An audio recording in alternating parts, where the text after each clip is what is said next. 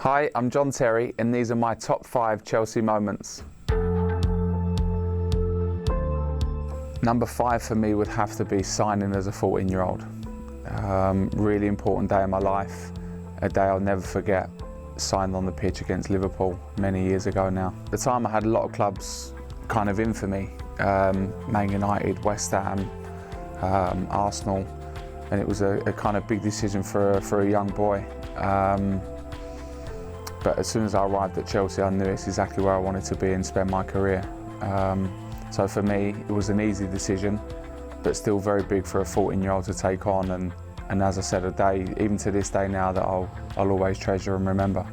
As soon as I come to my first training session at the club, I just felt the warmth, like it was a family club. My family felt welcome. They made me feel very welcome. The training was great. I got on well with the coaches and the players. But you know when you just know, and for me, I was a young boy, but you have that feeling I think a lot more when you grow up. But when I walked onto the pitch for the very first time, I knew, wearing the Chelsea shirt, that honestly I knew it's where I wanted to spend my career. My dad didn't want me to sign for Chelsea, so there was a little bit of uproar in the tunnel before, should we say. Hence why it was only myself and my mum on the pitch signing. My dad really didn't want me to sign, and there was a lot of discussions with Gwyn Williams and Glenn Hoddle, who was called out of the team talk at half time to come and speak to my dad and me. My decision was made. My dad was causing trouble basically, and for me it was an emotional day, and it was one of them days where I look back at the photo and see me and my mum, and you know, my dad not there, on probably one of the biggest days of my life. Number 4 would have to be my debut against Aston Villa in, I think, the Worthington Cup. I only come on for 3 or 4 minutes. A lot kind of happened in them 3 or 4 minutes. Dan Projescu, who come off, wasn't too happy about being substituted. We was winning 4-1 at the time.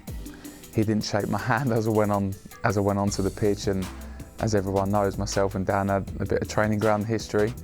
But myself and Dan kind of got on after that, but I went on. Wisey got sent off after about 2 minutes of me coming onto the field. But again, as a 14-year-old, you kind of come into the club and you want to get to them levels of playing in the first team. And I worked very hard to kind of show my form and my talent to the coaches, and be given the chance was superb for me. And you know, whether it was 2 minutes or 45 minutes, I thoroughly enjoyed it, and a step in the direction where I'd always wanted to get to. I was playing youth team and reserve matches, but during the week I was, you know, 9 times out of 10 training with the first team. I learnt an awful lot, got taken under the wing by Wisey, you know, Jody, Michael Dubry, Marcel. You know, I was learning from the very best really. And I look at the kind of the captains and the mentalities within the squad, like the Wiseys, Marcel, Frank Leboeuf, who had just won World Cups, was prepared to give me advice and help me on the training field, and for me that just served me so well. In at number 3 for me would have to be being made captain by Claudio, Graham Lasso, Dennis Wise and Marcel at the time. I think they'd come to a point in their careers where it was time to pass it on to somebody, and they went to the manager and advised him that it should be me. I was the future of the club. And again, it's, you know, I look back at their moments and treasure forever, because, you know, wearing the armband has given me so much pride and the opportunity to lift the trophies we all have. And John Terry lifts it again. For the 7th time, Chelsea lift the FA Cup. Chelsea are the Premier League champions. That goes back to not only them 3 players, but the whole squad, making me feel comfortable in probably one of the best centre-backs in the same dressing room as some of the best players in the world at the time as well, who had been there and done it and won everything. And, you know, they was there to help and advise me as well, but at the same time, if something needed to be said, I felt comfortable saying it. And, you know, for a young boy to take that on his shoulders, you know, I can only kind of thank them 3 especially for, you know, for going to see the manager in the first place, but the whole squad for accepting that, you know, because sometimes it can be tough from a young player's point of view to dig an older player out if need be, but that's something that I felt come natural to me. I think, back in the day, I think the manager used to take an awful lot of the kind of responsibility away from the captain, and kind of in the dressing room and on the pitch at the time, you would deal with stuff. Now I think it's kind of full circled a little bit, and that responsibility has grown from outside of things, away from the club, off the pitch, etc. As well as obviously on the field and on the training ground stuff as well. So I think it's evolved an awful lot, and I think I've had to adapt over the years as well, because players are different nowadays than to when they was. Not every player can handle a rollicking.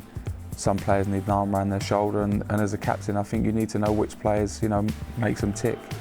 That's something that that I needed to learn very very early on from new signings and current players. Earlier I spoke about having them relationships with the top players in the first team, and I think it's important that the younger players can have that with me. That goes with the women's team as well, that I've supported right from the word go. The academy, I come here, I watch the under 8s, under 9s, under 10s on a Sunday, and there's an awful lot of talent here. So I think it's nice as well. I think it sets a precedent within the club as well, if the captain's there, not only to the young kids but to the families, that we do care what's happening, what's going to happen in the future. So I think all them things, whoever takes the armband after me will need to continue that. Number 2 would be easily winning the Premier League in 2004-05.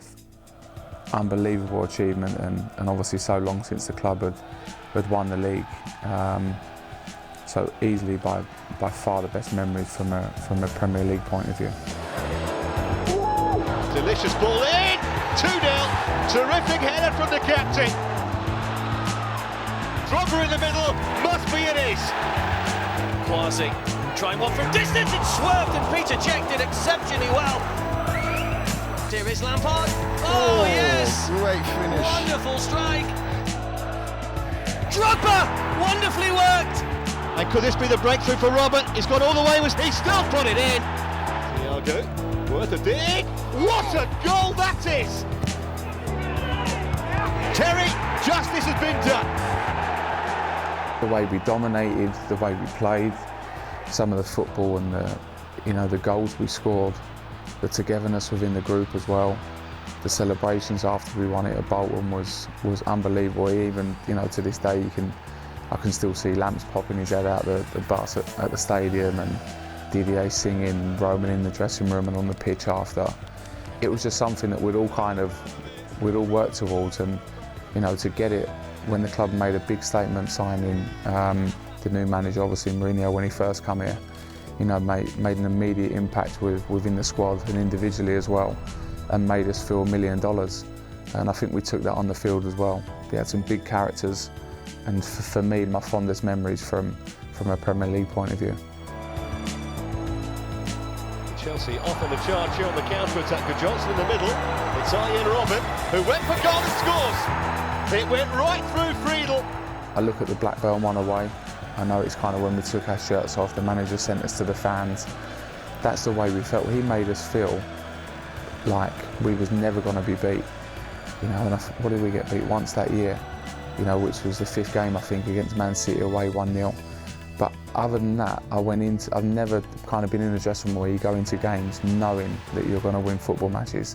Yeah, you can have a bit of arrogance about you where you think you can beat the other team or you're better than them. But we knew we was going to win them football matches, and that come from the manager, from the training we was doing, and the togetherness within the group as well, because the hunger, not only the 11 that was playing, the ones who wasn't playing, the training, the standard was set so high. And again, that stemmed from the manager. So what he cemented has kind of carried on and rolled on, to this day, really. Number 1 for me was, might surprise a couple of people from a personal point of view, because I wasn't playing, but it would have to be the Champions League against Bayern Munich in 2012. By far, far, far number 1. It's something that obviously the disappointment, myself from Moscow in 2008, and seeing the disappointment in the dressing room around the fans, etc. We worked so hard, and probably the year we probably didn't deserve to win it, we won it. For me, we should have won that competition 2 or 3 times before. And it just sums the competition up. Along the way, you need a little bit of luck, and I think we got it. You know, Robbie come in after difficult circumstances and really picked the group up. And I remember the night before, him putting on a meeting, and he had messages from everyone's kids and mums and dads and families, and it was kind of a real touching moment. We was all kind of sitting there, you know, a few tears kind of rolling down players' faces, and we was expecting a meeting about Bayern Munich and the way they play, the way they set up, and it was just a meeting about our families and, you know, wishing us good luck. You know, you've come so far, go on and do it, you know, get over the final hurdle. And it's stuff like that, you know, for me, I know the disappointment of myself and the fans. So to actually finally win that competition is by far my number one. Some big games along the way.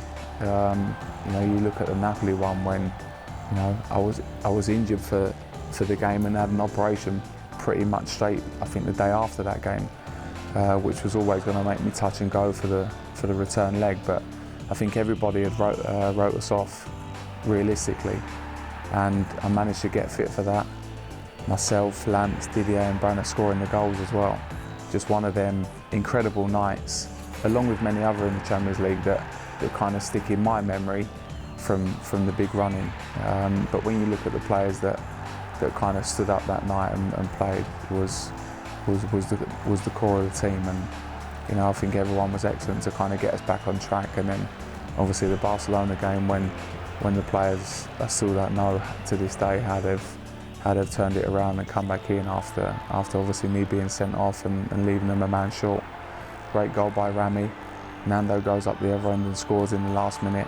They miss a penalty, and then getting to the final, it was, you know, really nerve-wracking to watch, as I'm sure every other Chelsea fan would agree. But you know what, them memories, it'll be, you know, they'll be forever, and we've set the tone within the squad as well.